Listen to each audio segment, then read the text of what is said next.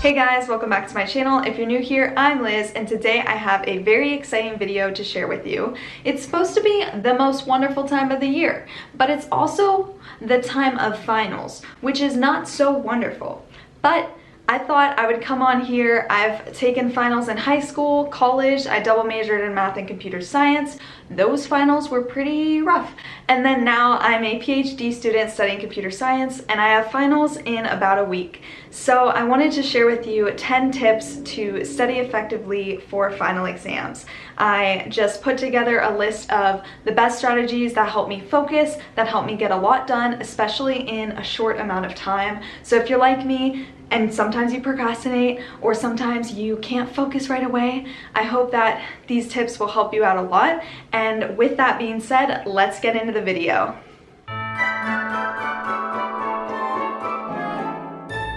Tip number one is to start by laying out the topics which will be covered on the exam. I know a lot of professors will give their students kind of like an overarching topic outline of what will be covered on the exam. So use that, type it up or write it out, and from there you can make study guides from it. If your teacher does not give you an outline of the exam or what topics will be covered, I would say reference the syllabus or go through your notes, and maybe the professor covered a different topic in each lecture, or maybe you covered a different chapter of a book and you can use that as the basis for the outline of what you will be studying.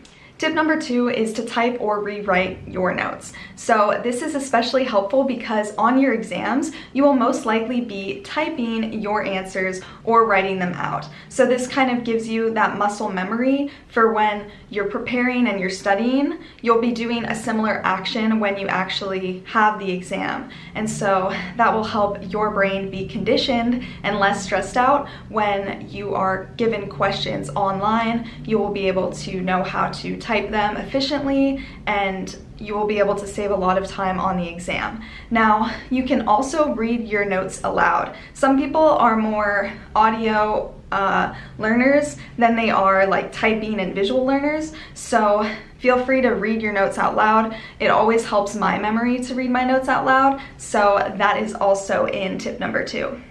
Tip number three is to go through past quizzes, exams, and assignments. So a lot of times teachers will use your quizzes as kind of like warm-ups for your exam. So I find it's very helpful to go through them again, and depending on the time that you have, you may be able to kind of take them again and see how you do.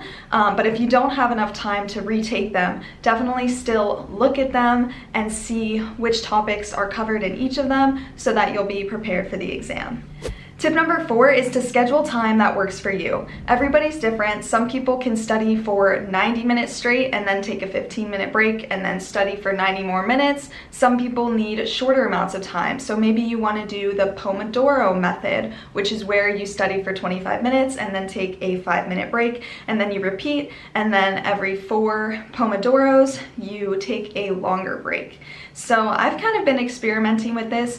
I know for me, if I focus on a task and I'm going, then I probably won't stop myself, just because I don't want to stop a good thing when it's going, you know, because focus is hard to achieve sometimes.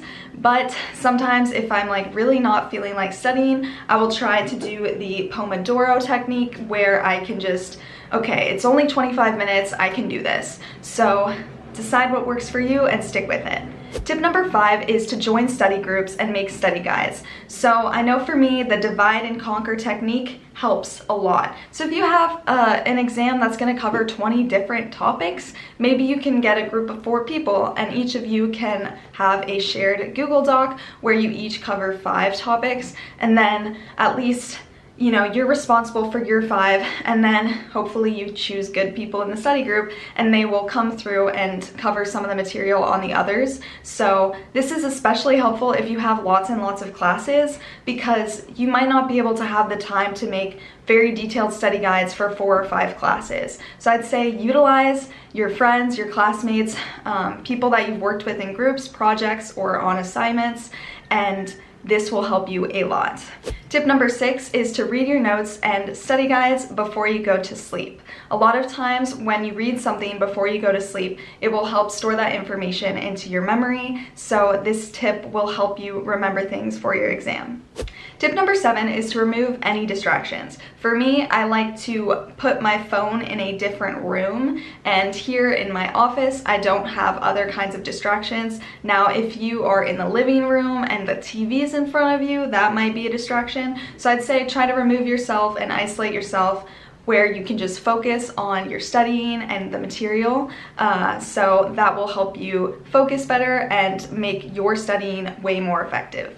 Tip number 8 is to put on study music. Everyone has their preferences. Some people like to listen to classical music. I personally like to listen to rainforest sounds, but there's also a lot of options on YouTube and on Spotify. I know that there's like a Harry Potter library themed music on YouTube, so check that out if that interests you. But I find that kind of helps me focus, especially when I have random noises in the background like street noises and car alarms and the fire trucks and stuff like that. So it's helpful for me to have study music, and also maybe for you, if you're going to a place that's crowded or has noises, you can always put headphones in and have that white noise play so that you can focus better. Tip number 9 is especially helpful if you are in a time crunch. So this is something I discovered, I think, back in high school. There's something called a sleep calculator. I believe it's sleepyti.me, and if you go to that website, you can put in if you want to wake up at a certain time, and then it will tell you when you should go to bed.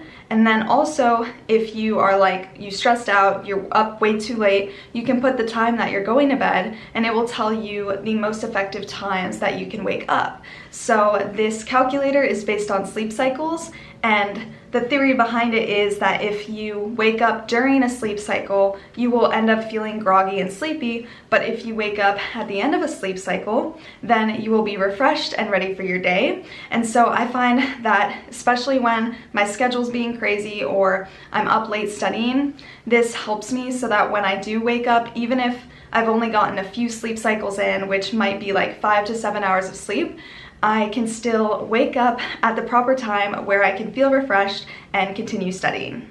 Tip number 10, which is the most important tip, is that when you feel like procrastinating or you feel like giving up, remember your why. So maybe this is a class that you don't care about. Maybe it's a class that doesn't even really apply to your future career path or your interests. But remember that you've already spent your own time, your own energy into the course, and you don't want to have to redo that. You don't want to have to waste your time again. So the best thing to do is try your best, study your hardest so that you can make the most of the time and energy you've spent. And also, if you're like me and you're partially invested and you've paid for college, you've paid for education, you don't want to waste your money either. So you definitely just want to give it your best and write down your why. I actually wrote down my why, which is that I want to gain as many skills as I can in computer science and earn a high degree to have a successful career later on. So write down your why, don't give up. I'm cheering you on, so do it for me, study for me. I'm watching you. But yes, that's my last tip for you guys. I am so happy that we are in December. Even though I have finals, you have finals, it's gonna be okay. We're gonna get through it, and then we're gonna have Christmas, we're gonna have presents, we're gonna have happiness and joy and maybe snow. And I am just so excited that I get to share it all with you. So with that, I hope you have a wonderful rest of your Thursday, and I will be seeing you very soon, potentially with a video this Saturday. Thank you guys so much.